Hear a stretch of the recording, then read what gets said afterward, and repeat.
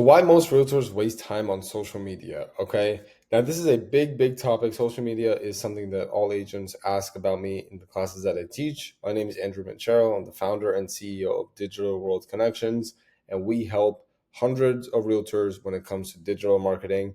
And I teach thousands of realtors every single month on how to actually improve their social media, their AI, their branding, their advertising, and so on. Okay.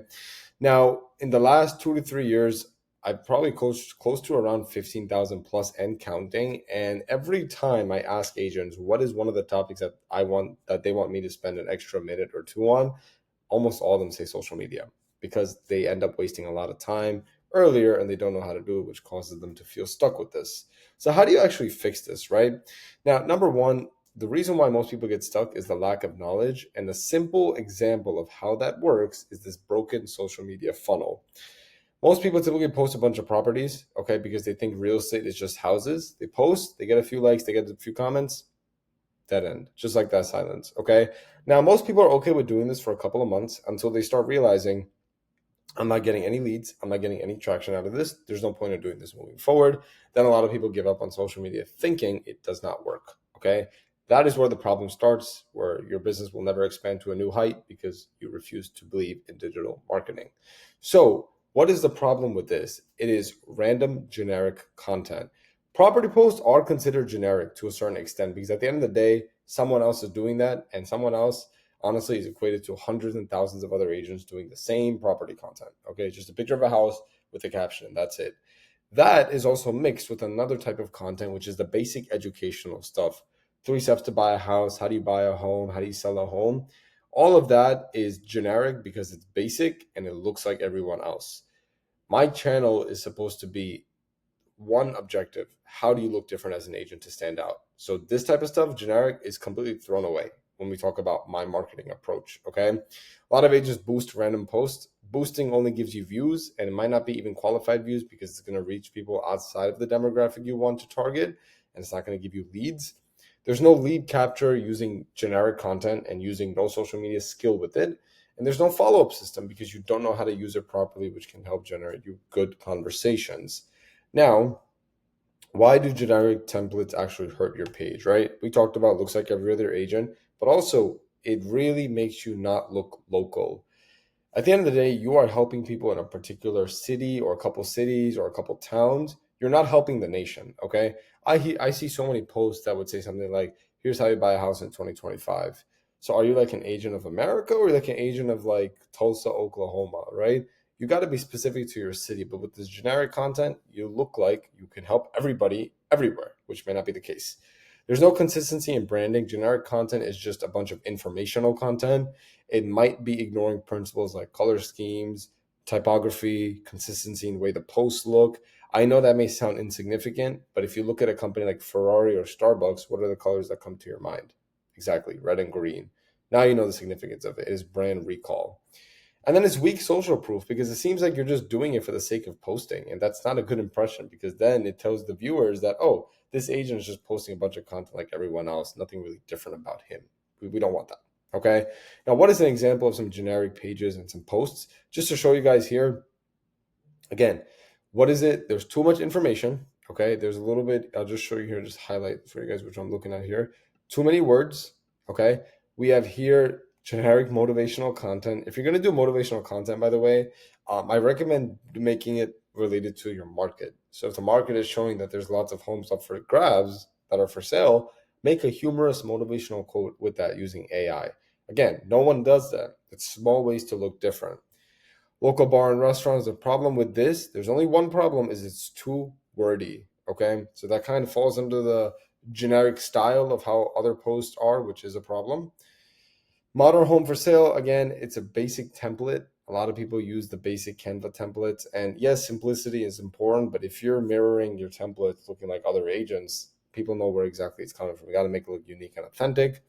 And also these generic stock images that don't really relate to your situation. I see plenty of agents using stock images, and it's like the most corporate feel image. It doesn't make you look personable.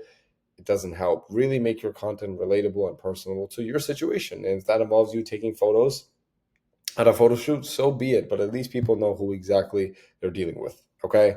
Now, why does this not work? Well, it doesn't speak to a clear audience. Since it's so broad, who is it speaking to? And this ultimately leads to conversations that don't have a lot of qualification behind it.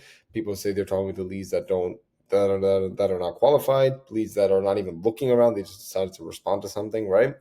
They look very templated. They don't look like you brand yourselves. Again, you got to be personable, and you're not positioning yourself as a local authority. There's no community oriented content behind it, and there's no call to action or next step, which means people are left at a dead end.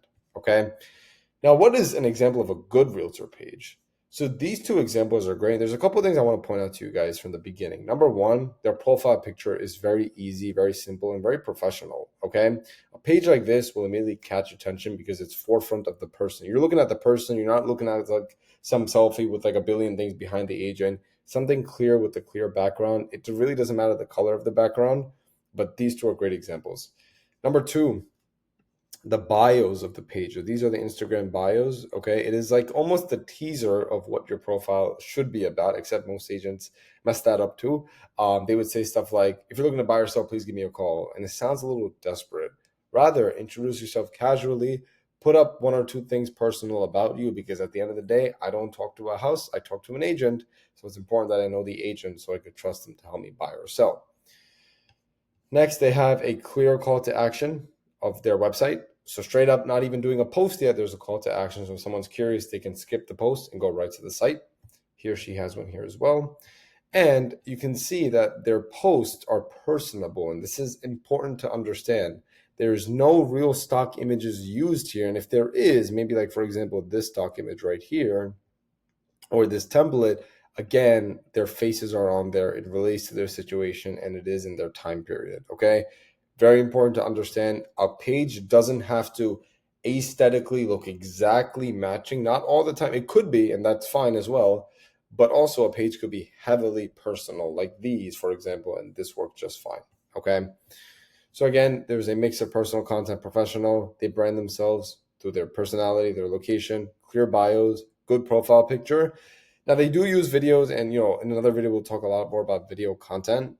The highlights of the accounts are organized. I know exactly what I will be clicking if I were to click in these highlights. Highlights are a accumulation of stories put together in like one whole album that anyone can view separately, because stories only last for 24 hours. Highlights could last forever if you decide to keep them on for that long, and you could view them here. Okay. The grids are visually consistent, again, personable, so it doesn't have to always be color matching. It could also be very personable matching, which is what you saw. Strong positioning is luxury, local expert, or media-backed authority. How do we know that? Because they're showing that. Okay, one here, media-backed authority. Here's another one, local content. So the visual cues are all on the page to quickly identify that these people know exactly how to market themselves. Okay, easy contact from bio. Again, message, email, link in bio. The call to action is right there. All right. Now, here's another few good examples. Again, the podcast content makes her look like she's very famous, and we'll talk about these little small tactics in other videos. Personable, there's her photo right there. Here, driving through the community, it seems, but also talking about real estate. Community content plus property content combined, talking about houses right directly to the price point. These videos are engaging. As you can see, reels are clearly getting a lot more views than graphic posts. This doesn't mean graphical post doesn't work, but it also means to implement and put a mix to both, because reels ultimately give you better reach, and it's a great testing variable with other reels, but also with posts to see exactly which type of content topic performs better as a video or a post. Okay. Now, why should you post reels? Because it is quick, it is more engaging because things are moving and people like stimulus. And again, you can only post these on certain platforms, but now YouTube has introduced something like YouTube Shorts, and also you have Facebook Reels, so you can spread this amongst multiple platforms now. So Instagram, TikTok, YouTube, Facebook, even things like Snapchat are becoming more prevalent for real estate, and we'll talk about that. Okay. Here, multiple studies and analysis indicate that Instagram Reels generally outperform traditional posts. Like we talked about, Reels have been shown to achieve significantly higher reach than both single image and carousels, some suggesting a 2.25x times higher reach compared to single images. Okay, so while they posts play like a significant role, it is still not the end all answer. You should definitely start incorporating Reels to even get more reach and more conversion. Don't forget the mission. You are a realtor. We expect you to know your community, You are the brand, not the house. You're the person because you're the one that's going to help people with this big dream of buying or selling. And social media is your new business card. We are in a day and age where people don't trust everyone off the first bat. So if they see your ad, they see who you are, they might Google you. And if they can't find a good Instagram or a good Facebook, they don't care enough to care more. They'll just be in their mind, oh, there's a billion realtors in the city. I could just go after another person. You don't want that because then you're losing a lot of opportunity. Think about how much opportunities you could have lost because you don't have a good social media page. That number in commission might be six figures, and that's a problem. Okay. Quick Instagram page checklist. Does your bio show who you are, where you're located? Is there some sort of way to contact you through your page? Again, a link. Is your profile picture a clear professional headshot? Does the not last 9 posts show your face? Is it community oriented? Are you giving value based content? Is it clear what you want them to do? Book a call, download a guide, DM you. You don't have to do this on every single post, but the value based posts, you should definitely consider implementing this. Do you have more followers than following? Again, your goal is to be a real estate influencer. Doesn't mean you need to have 1 million followers, but you need to make sure aesthetically that clearly you have more followers than following, which means more people want to hear what your message is. This does affect engagement, so make sure the ratio is more followers than following. Unfollow people you barely know. Does your caption speak to potential clients? Is your username easy to remember? Remember, long and complex is something we don't like in today's world. Keep it easy so people can type it quickly. Do you have highlights that show key info, sold, listings, community content, personal? You could all put those as highlights as well so people can see a barrage of stuff quickly. Do they feel visually cohesive? Make sure your posts don't randomly look like two different, people on your post, if that makes sense. Like you don't want to put like all green backgrounds and nice creatives on your post and put like a random red one in the middle of it. That's kind of weird. That's an outlier that could have a negative effect. And are reels or video posts part of your top 9? Okay. Again, video content emphasis there.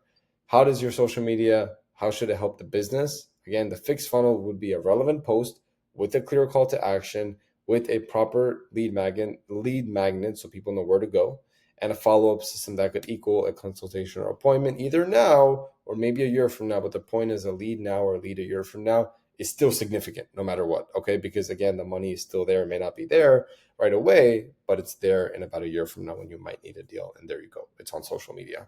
Okay. Now, again, at the end of the day, social media is a virtual business card for you guys. I want you guys to take advantage of the tool because it's free and you can reach more people in less time. Instead of networking and meeting 5 people in an hour, you could reach up to 500 in just 5 minutes. So take advantage of both, but know that social media is a powerful tool to get in front of more people with less effort and quickly. Okay. If you guys feel this video was helpful, definitely give me a like. Definitely subscribe to me if you want to see more content, if it helps you.